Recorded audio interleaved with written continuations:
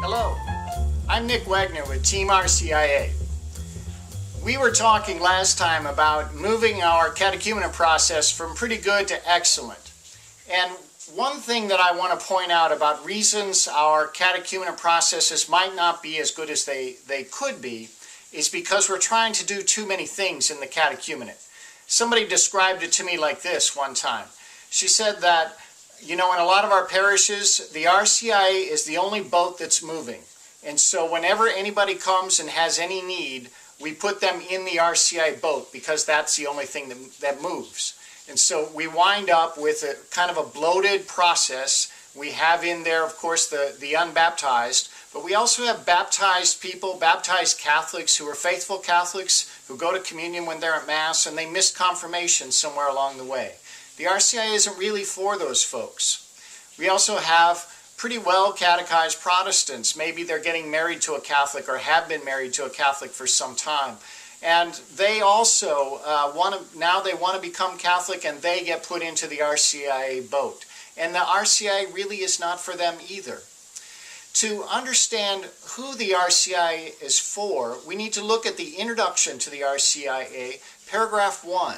And in that paragraph, it says that the catechumenate process is a process of entry. Folks who want to enter the conversion process, who've not yet been converted to Jesus. They're just beginning that. And if you flip all the way back to the appendix where it says the national statutes for the United States, at the beginning of that section, the bishops talk about conversion and who we call converts. And they say very clearly, the word convert should be reserved for those who are unbaptized. And so that's really who the catechumenate is for the unbaptized.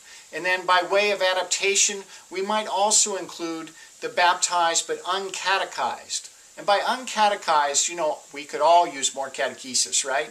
And so we tend to take anyone who needs more catechesis into the catechumenate.